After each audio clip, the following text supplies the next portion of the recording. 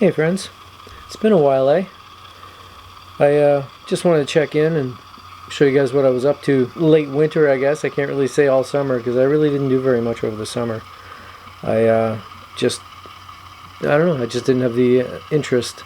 I'd come downstairs and run trains once in a while, but I never really worked on anything, but I'm starting to feel the urge to get back to it, so I thought I'd make a little video and show you where I left off last winter. First thing I'll show you is at a train show I picked up a couple of MP15s.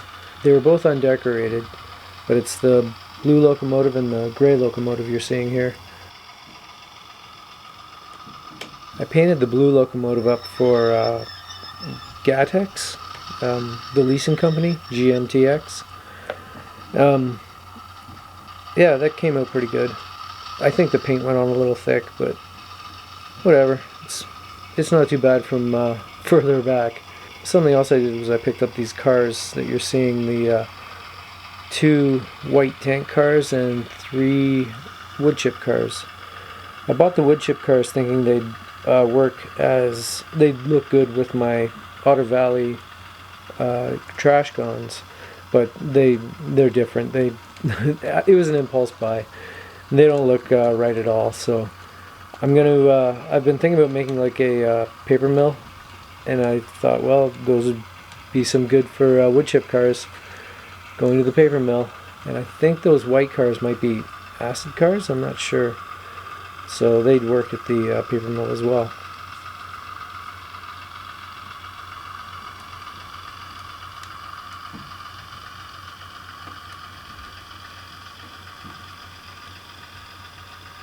Thinking about putting sound in the MP15s, at least one of them.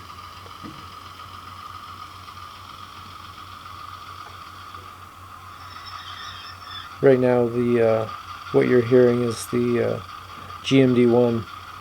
It's got sound in it, it's Rapido.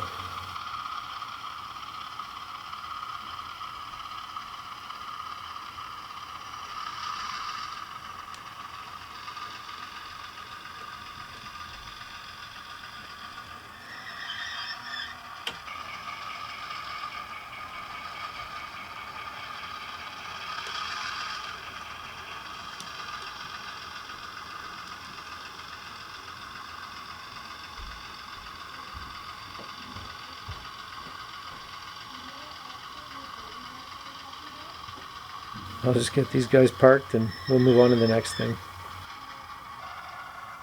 Hey, didn't turn out too bad, eh?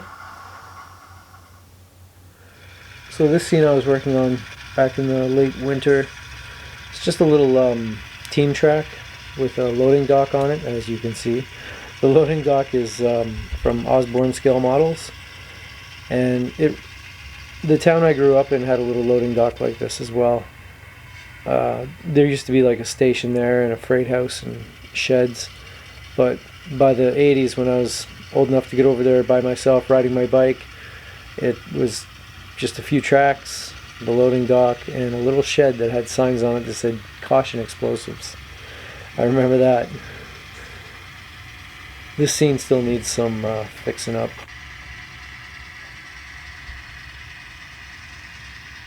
So I bought a George Roberts printing building by Walters. I'm sure you've seen it before. Probably even have one like it on your layout. It was another one of my impulse buys. It has the same architecture as a lot of the industries around the city where I live. So I thought, yeah, I'll get that. And I might get another one or some other buildings go with it to make it look bigger, make it look more like a large industry. I thought it might work for the paper mill I'm thinking about building too. I just have it's just thrown in place there. That's not a permanent spot or anything. This is what I would consider to be one of the biggest updates or upgrades to N-scale in the last 10 years. This is the Npossible coupler. There's a thread following the development of this on the rail wire.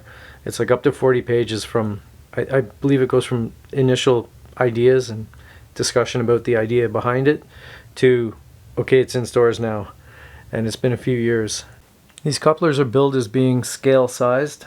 I can't attest to that. I can tell you they're a lot smaller than regular knuckle couplers that comes on our N scale stuff. As you can see, that CN car on the left and the Ontario Northland there, those are regular knuckle couplers, microtrains, and probably an Accumate. And the two Ontario Northland cars, that's a Npossible coupler between it. And then the trash gun on the right, that's got Npossible couplers on that too. The one problem with these is that they don't mate to the other knuckle couplers that are on the market. So if you're going to convert stuff, you're going to need a either convert everything, or you're going to need transition cars like we used to do with the when we switched from the Rapido couplers to knuckle couplers. I'm not in a big rush to convert, although I really do like these. I love the closer coupling that we get. No more big huge gaps between cars. The little coupler just looks fantastic. Pretty tiny, eh? But they're nicely detailed. I put a little chalk on this so you could see it better. I bought 2 sets of couplers, enough to do 4 cars.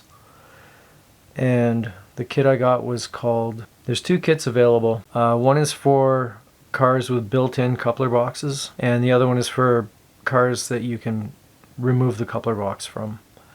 And I think that one also comes with a lid for mounting into microtrains trucks, like I've done here. I actually pulled the old microtrains coupler out of it. I have a few that had broken knuckles, and so that's what I did. Just replaced the knuckle with the Npossible kit. And yeah, it works out. There's a lot of information about it on the website. I'll put a link in the description. I'm not sure if I will completely convert everything over to these Npossible couplers.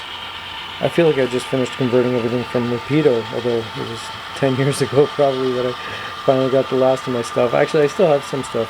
I have some intermodal cars that I bought at a train show, a set of 10 of them, and they came with the old Rapido couplers on them. So I've been torture testing these couplers on my grades. I have 2 helixes. I'll say they're 2.5%, but they vary. I'm not much of a carpenter. They work though. And I was expecting these little tiny coupler faces to slip apart. I experimented with Z-scale couplers back a long time ago, and I found that problem. When you put too much tension on a train, they would slip apart. But these things haven't done it yet, and I don't know why. They've been up hills, down hills. This is about a 35 car train, and it's been fine. They've stayed together. I've had no false uncouplings. Even when I was experimenting with the Npossible couplers near the end of the train, they stayed together. They didn't slinky apart. It was good. I guess that's it for this one. If you like what you see, why don't you give me a like, a thumbs up there, and if you want to follow along as I build this, why don't you subscribe to me, and I'll see you in the next video.